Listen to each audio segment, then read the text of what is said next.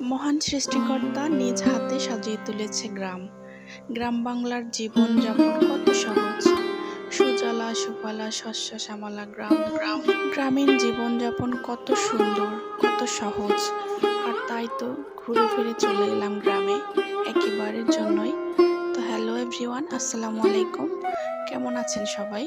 আশা করছি সবাই ভালো আছেন। আল্লাহর অশেষ রহমতে আলহামদুলিল্লাহ আমরাও ভালো আছি। অনেক দিন পর ভিডিও দিলাম, আশা করছি আপনাদের ভালো লাগবে। তো যেটা বলছিলাম, আমরা গ্রামে চলে এসেছি আর এখন যাব না হয়তো।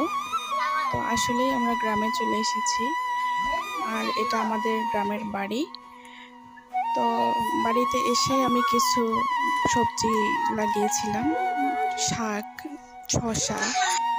এটা আমাদের বাড়ির ব্যাক সাইড। তো আমি এখানেই সবজি লাগিয়েছি। আঙ্গিনাতেও কিছু আছে, আপনাদেরকে দেখাবো। এখন থেকে চেষ্টা করব রেগুলার ভিডিও আপলোড করার, আপনারা সঙ্গেই থাকবেন। আমি ভিডিও আপলোড করছি না, তারপরও আমার সাবস্ক্রাইবার সংখ্যা বেড়েছে, এইটা ভেবেই আমার অনেক খুশি লাগতেছে। তো আমি যারা নতুন তাদের উদ্দেশ্যে বলবো, প্লিজ আমার ভিডিওগুলো আপনারা দেখে যদি ভালো লাগে তাহলে সাবস্ক্রাইব করে দিবেন। আর অলরেডি যারা এই কাজটি করেছেন তাদেরকে অসংখ্য ধন্যবাদ। গ্রামে আসার অনেকগুলো কারণ ছিল, তার মধ্যে অন্যতম কারণ হচ্ছে আমার বাচ্চারা এখন বড় হচ্ছে।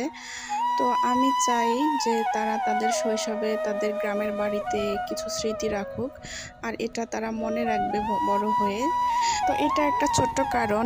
এই তো আমার ছোট ছেলে দেখেন কিভাবে মন খারাপ করে আছে, সে কিছু খেতে চাচ্ছে। তো একা একা ফ্রিজ খুলে দেখেন আইসক্রিম বের করেছে এবং এটা দেখে সে কত খুশি। তো আমি আমার বাচ্চাদেরকে গ্রামেরই একটা স্কুলে ভর্তি করে দিয়েছি। তো এটা নিয়ে অনেকেরই অনেক কমেন্ট ছিল যে আমি এটা ঠিক করিনি। তো আমার যখন যেটা মনে হয় যে এটা ঠিক হবে আমি সেটাই করি। গ্রামের বাচ্চারা কি ভালো পড়াশোনা শিখতে পারে না? মানুষ হয় না? আপনারা কি বলেন? তো যাই হোক, ক্যামেরাটা আমার ছেলের হাতে ছিল, ও ঠিকভাবে ধরে রাখতে পারেনি, এজন্য আন্তরিকভাবে দুঃখিত। তো আপনাদের সুস্বাস্থ্য কামনা করে আজকের ভিডিওটি এখানেই শেষ করব। ভালো থাকবেন সবাই, আমাদের জন্য দোয়া করবেন। আল্লাহ হাফেজ, আসসালামু আলাইকুম।